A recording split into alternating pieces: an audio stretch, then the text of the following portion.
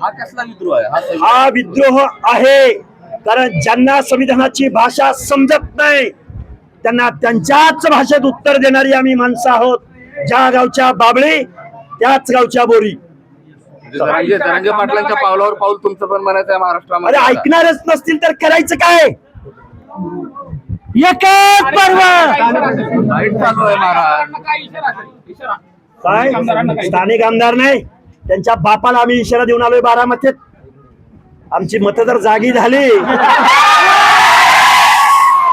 तिथं सुद्धा आम्हीच आहोत. अरे आमचं लय शोषण केलं यांनी, लय शोषण केलं लय. बाबासाहेबांनी आम्हाला सांगितलं होतं तुम्हाला राज्यकर्ते जमात बनायचं आहे आणि हे साले सत्तेतनं पैसा, पैशातनं सत्ता, पुन्हा कारखाने, कारखान्यातनं हजारो कोटीची माया. यांच्या घरात काय अफीमचा धंदा आहे का? काय धंदा यांचा? हजारो कोटी रुपये यांच्याकडे येतात. हा विद्रोह आहे गावगाड्यातल्या ओबीसीचा, दीनदलितांचा, आदिवासींचा. धन्यवाद.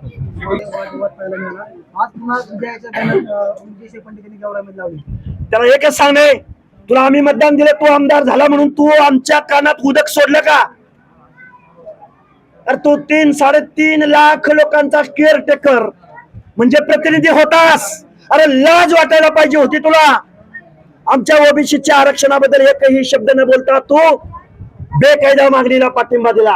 आता तू येच मत मागायला आम्ही पण आहे, तू पण आहे. जे लक्ष्मण हाके जे आहेत ते संविधानिक भाषा बोलत, त्यांची भाषा आता असंवैधानिक झाली. तुम्ही दंडुकेची भाषा का वेळ आली? तुम्हाला नामदेव ढसाळ माहितीये? 5 फाउंडेशनचा पुरस्कार मिळालेल्या अमेरिकेच्या, त्यांना सुद्धा विद्रोहाची भाषा बोलावी लागली. तुम्हाला उचल्याकार लक्ष्मण माने माहितीये? ज्यांना पद्मश्री अवॉर्ड मिळालाय, तो माणूस सुद्धा बोलताना आमचा विद्रोह आहे, आमची वेदना आहे. इथल्या आमदारांना, खासदारांना, विधानसभेला, अर्थमंत्र्याला आजही आमची वेदना त्यांच्यापर्यंत पोहोचली नाही. तोपर्यंत आमचं त्यांनी आरक्षण संपवलंय. एक एक शब्द यायला लागलाय, लय बोलायचंय त्याला. तो आम्हाला स्ट्रीट डॉग म्हणला.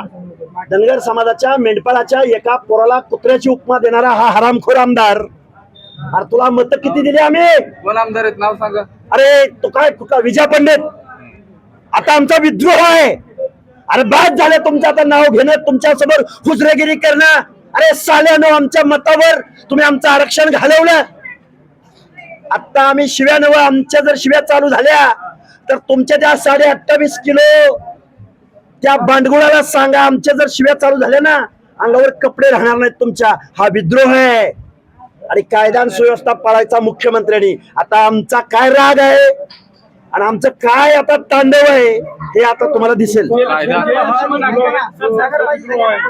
सरकारच्या विरोधात आहे की जरांगे पाटलाच्या विरोधात? अरे जरांगे पाटलाच्या सांगण्यावरनं सरकारनं GR काढला ना. आम्ही आता सरकार, जरांगे आमदार हा जगन्नाथाचा रथ आहे. परत एकदा सांगतो, इथं सखा पाटलाचा पराभव जॉर्ज फर्नांडिसने केलाय, इंदिरा गांधीचा पराभव केलाय.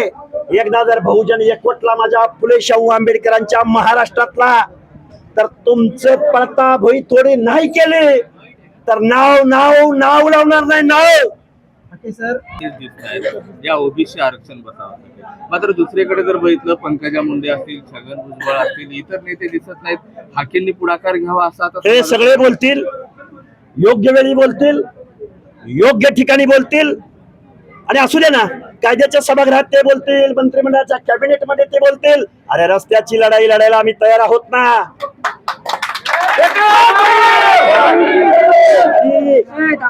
त्यांनाही बोलावं लागेल, त्यांनाही बोलावं लागेल. आज आठवण येते ती स्वर्गीय गोपीनाथराव मुंडेंची. पक्ष, पार्टी याच्या पलीकडे जाऊन गावगाड्यातल्या दीनदलितांचा, ओबीसींचा, भटक्यांचा आवाज बनणारे गोपीनाथराव मुंडे होते आणि अधिकारवाणीने सगळ्यांना सांगणारे गोपीनाथराव मुंडे होते. आज त्यांची उणीव भासवत असते.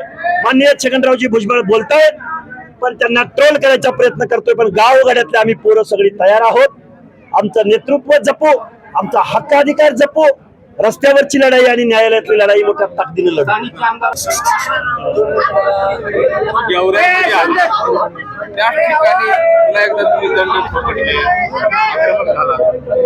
ओबीसींच्या आणि दीनदलितांच्या, ओबीसी, भटक्या विमुक्त जाती जमाती आणि माझ्या दीनदलितांच्या मनामधली भीती घालवायसाठी दहशत घालवण्यासाठी मला परत एकदा दंड थोपटावे लागले. पण हे माझ्या टाइम टेबल मध्ये नव्हतं, तरी पण ओबीसी बांधव बायपासला थांबले आणि ते मला गेवराई मार्गे आमच्या भाग पिंपळगावला घेऊन आलेले. आणि आता रेवकी देवकीला जायचंय, परत मला किल्ले धारूर तालुक्यामध्ये सभा आहे, आदर नांदूरला जायचंय. आणि ही जनता, हा आवाज आहे जनतेचा. त्यामुळे आम्ही आता खूप दिवस सहन केलं. आता आमची पोरं गावगाड्यातली पोरं आहेत. गावगाड्यातली पोरं जर तरी दांडक्याला हात घातला, आता हे बघा कायदा सुव्यवस्था अराजकता, आता ते मुख्यमंत्र्यांनी बघावं, आता मंत्र्यांनी बघावं. आम्ही रिॲक्शन देत आहोत. आम्ही आता सहन करणार नाही. आणि गावगाड्यातले आमची पोरं तर कुणाच्या बापाला भिणार नाहीत. आणि कोण आडवा आला, आम्ही आजपर्यंत संविधानाची भाषा बोलत आलोय. आजपर्यंत आम्ही कायदा सुव्यवस्था, अहो आमचं वाचवा, अहो आमच्यात येऊ नका, अहो आमच्यात आलं तर आमचं काय होईल, बोलून बोलून झालेलं आहे. आता आम्ही डायरेक्ट दांडक्याला हात घालणार. कायदा सुव्यवस्था कायदा बघून घेईल. मात्र गेल्या 15 दिवसापूर्वी त्या गेवराईमध्ये 2 गटामध्ये तणाव झाला, तिथेही झाला. पोलिसांनी मग तुम्हाला इथून बाजूला नेलं. पुन्हा त्याच ठिकाणी येऊन तुम्ही काय जनतेचा दाखवलं? रोष आहे. मी 2 दिवसापूर्वी बारामतीत गेले.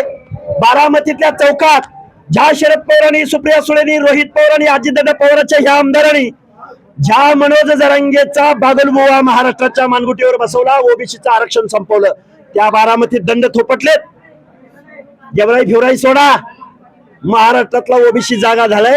सन्माननीय बाळासाहेबांनी त्या दिवशी पाठिंबा दिलाय. आमच्या बहुजन बांधवांनी, आमचा काळूराम चौधरी दंड थोपटून बारामतीच्या विचारपीठावर येऊन बोललाय.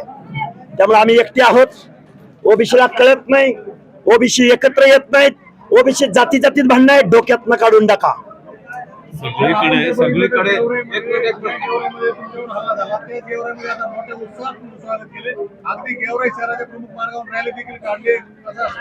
हे बघा, मला माहितच नव्हतं.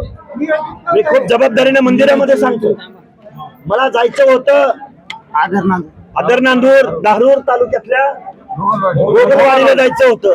तो माझा नियोजित कार्यक्रम आहे. पण इथं हजारोंचा जनसमुदाय या बायपासला थांबलेला होता आणि ते घेऊन आलेले आहेत. आणि ही जनतेची भावना आहे, ओबीसींची भावना आहे, दीनदलितांची भावना आहे. कायदा कानून वाहून जाईल याच्या समोर. संविधानाला मानणारी आम्ही माणसं आहोत.